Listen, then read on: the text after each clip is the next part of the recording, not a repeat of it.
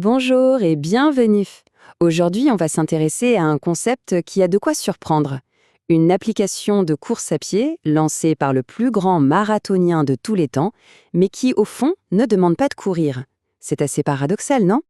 Alors rentrons directement dans le vif du sujet. Le roi du marathon sort son application. On s'attend à quoi? Un suivi GPS de folie, des plans d'entraînement secrets, peut-être une analyse de la foulée par intelligence artificielle? Alors d'après vous, c'est quoi la toute première fonctionnalité? Eh bien, c'est une recette, une simple recette de cuisine. Voilà, c'est tout.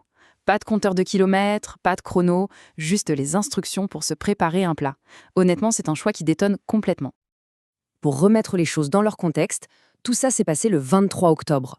C'est à cette date qu'Eliud Kipchoge et son équipe, la fameuse NN Running Team, ont officiellement dévoilé Kocha. Au départ, c'était uniquement pour les possesseurs d'iPhone. Et cette fameuse recette, alors c'est quoi? C'est celle de l'ugali. C'est une sorte de bouillie de maïs, et c'est bien plus qu'un simple plat. C'est littéralement le carburant quotidien de Kipchoge et de tous ses partenaires au camp d'entraînement de Kaptagat, au Kenya. Le message est on ne peut plus clair, avant même de penser à courir, tout commence dans l'assiette. Non, pour vraiment saisir la vision derrière Kocha, il faut absolument qu'on s'attarde sur son créateur. Parce que, au fond, pourquoi est-ce que la philosophie d'Eliud Kipchoge est si importante? On parle quand même du premier et, à ce jour, du seul être humain à avoir couru un marathon en moins de 2 heures. C'est un exploit qui a complètement redéfini ce qu'on pensait être les limites du corps humain. Et ce n'est pas tout, il est aussi double champion olympique sur marathon. Ça en dit long sur sa domination et surtout sur sa longévité au plus haut niveau mondial. C'est juste impressionnant. Et attention, l'histoire n'est pas terminée. À 40 ans, il a encore un objectif immense, gagner les 6 marathons les plus importants du monde. Il a déjà remporté Tokyo, Boston, Londres, Berlin et Chicago. Il ne lui en manque plus qu'un seul, New York, pour boucler la boucle.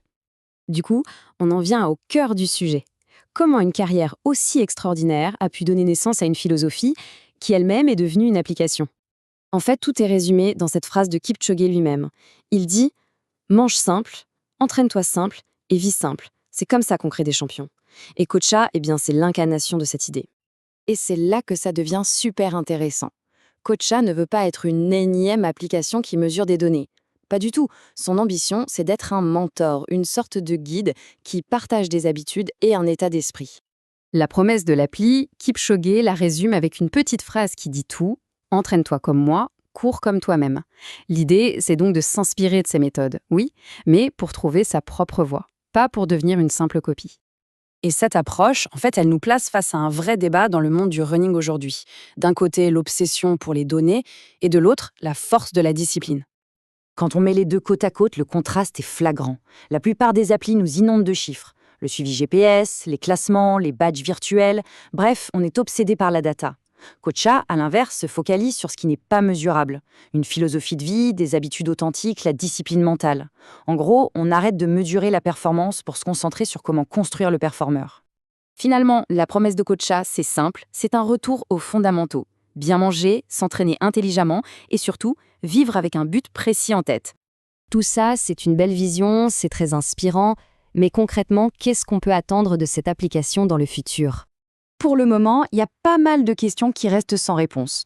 Est-ce qu'il y aura des plans d'entraînement complets, des séances à faire chaque jour, et la version Android, elle arrive quand? Mais au-delà de ces questions pratiques, il y en a une bien plus profonde. Est-ce qu'une application, une technologie, peut vraiment nous transmettre des qualités aussi personnelles que la clarté mentale et la discipline d'un champion comme Kipchoge? On peut vraiment voir ce projet comme un pari assez audacieux même. Le pari que, dans notre monde hyper connecté et obsédé par les données, il y a encore de la place pour l'authenticité et pour un retour à l'essentiel. Et ça nous laisse avec cette question pour finir. Et si? Et si, à contre-courant de toute la technologie qu'on nous propose, la clé de la performance, la vraie, c'était tout simplement la simplicité? La question est posée.